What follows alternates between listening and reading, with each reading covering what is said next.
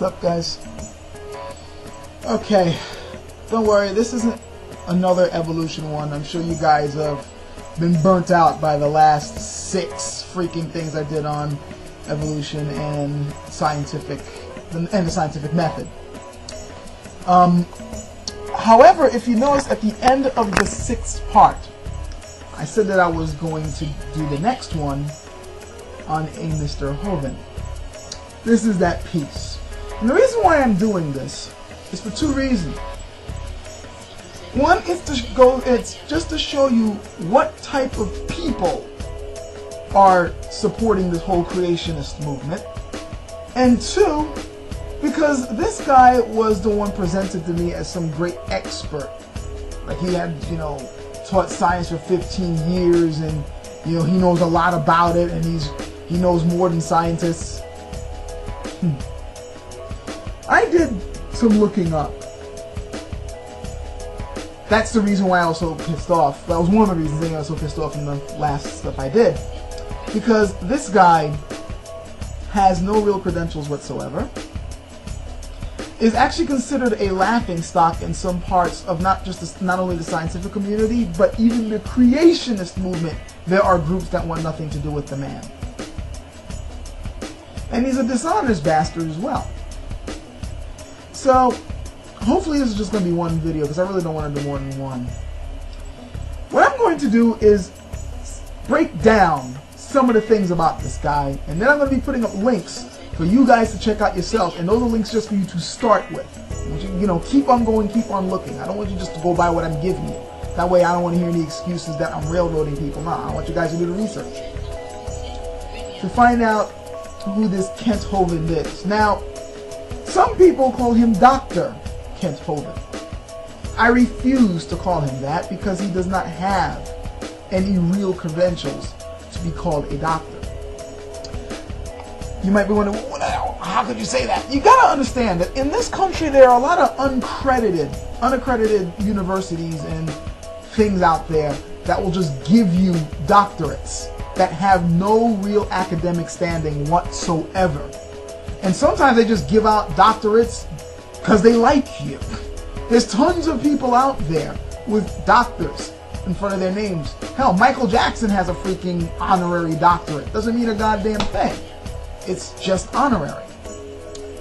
So with that, let's go a little bit into the background of this idiot. And yeah, idiot is the nicest thing I can call him. This dude is not an expert in science. He is not he does not have a major PhD in any sort of sciences. This guy is an evangelist preacher. Nothing more, nothing less. He has no real scientific background. Look, just from a little bit of research I did, I found out the following. This guy is a born-again Christian. I think he turned born-again around like age 16 or something like that. I know it was in his teens. He holds 3 degrees. Now you might, see, 3 degrees. That means he has, 3 degrees in Christian education. Not a degree in science or theory or geological study or any of the things that he claims to know better than scientists on.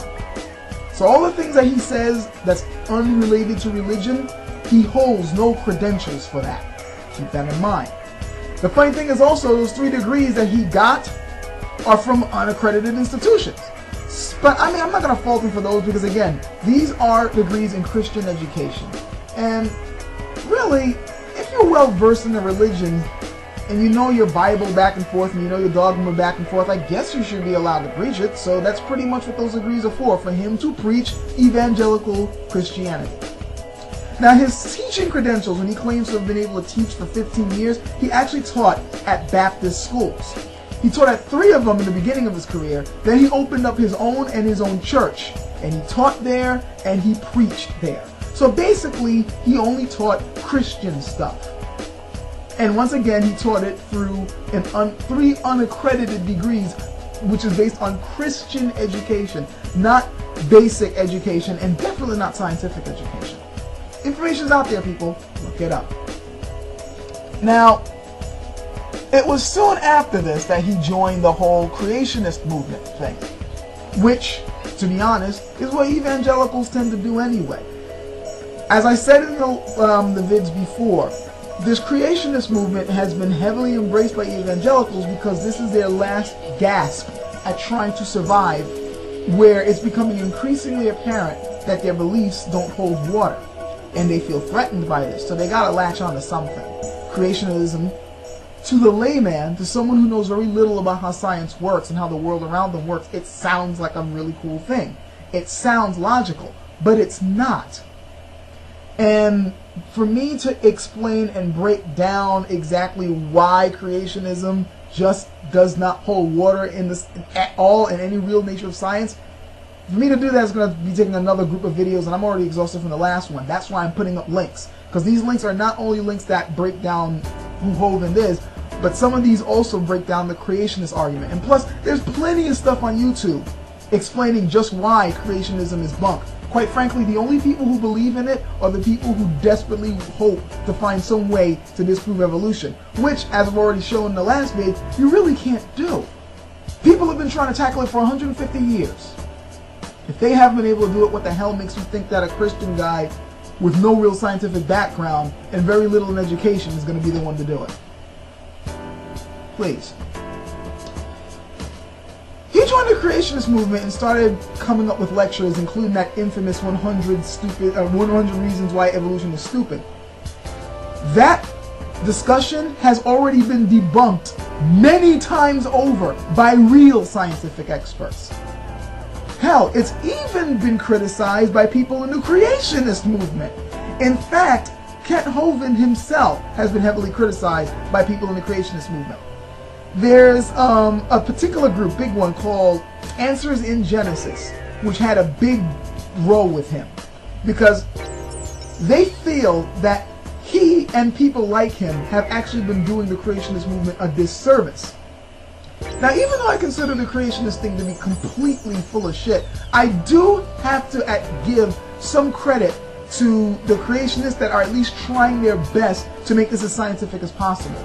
They know that they already are fighting a major uphill battle because the very nature of their argument and the way they're going about it, it's not really going to work. So what they're trying to do is get rid of all the things that are, get rid of all the arguments. And when I mean by arguments, the petty arguments, the so-called pseudoscience that is mirrored in the whole creationist movement. They're trying to get rid of the stupid arguments, the stupid reasons for supporting creationism, like the so-called humans of dinosaurs crap, or, the rivers didn't create the Grand Canyon, all that bullshit that scientists, or anybody with just a rudimentary knowledge in basic science knows is garbage. So, Answers in Genesis came out with what they called the arguments that creationists should not use, the tactics they should not use. These happen to be tactics that Hovind uses, and he was offended by that, so he lashed back at them, and they basically yelled at them, look, you need to stop your shit and learn some real science because you're fucking up our movement. Of course he would not stop, and because of him there was a split in that group, because there were many people who wanted to go with him because they didn't know real science, and the other people who wanted to be more legitimate, and there ended up being a split for that. But I'm harping on that too much. Again, that's stuff you can look up in the links. These links I put up there, trust me, there's some damn good ones. So where is Hovind now? You would think that a man so renowned in the Christian world, teaching creationism and so-called putting scientists in their place, which, by the way, he never did. Many public debates he was in, he's been owned many times over. Well, our Mr. Hovind is actually in jail for, I think, 58 counts of tax evasion. Well, tax-related charges. Because, well, one of the things he was doing was coming out with so-called creationist museums, and apparently he was lying about the amount of money he was making off of those things, and he didn't even have permits to build a couple of them, and he was lying about the fact that he had employees. He filed false bankruptcy charges. This is the so-called honest Christian upright guy. He's serving, I think, what, 10 years in jail for this shit? And you should see some of the appeals he's tried to come up with to prove why he's not a criminal. They're laughable. You really got to look at these things. Seriously, this man is not somebody who anyone should be using as an expert. No one in their right freaking mind should look at this guy as an expert. Just look up the links. They're right there. Don't take my word for it. Do the research. It's right there. So in closing, besides looking up the links, anybody who later comes to me and tells me that this guy is disproving evolution and tries to show me his lectures, you're going to be ridiculed by me on my channel. Case closed. Because I put this out and put the links there so that anybody who thinks he's legit will realize he's not. It's right here. You look at this and still come to me telling me that he's, you know, an expert, I'm sorry, I'm going to have to regard you as a moron because the evidence is there. Look it up.